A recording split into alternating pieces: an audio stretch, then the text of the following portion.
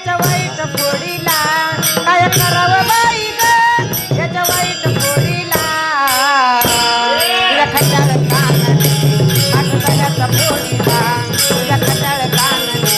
माठ दह्याचा फोडीला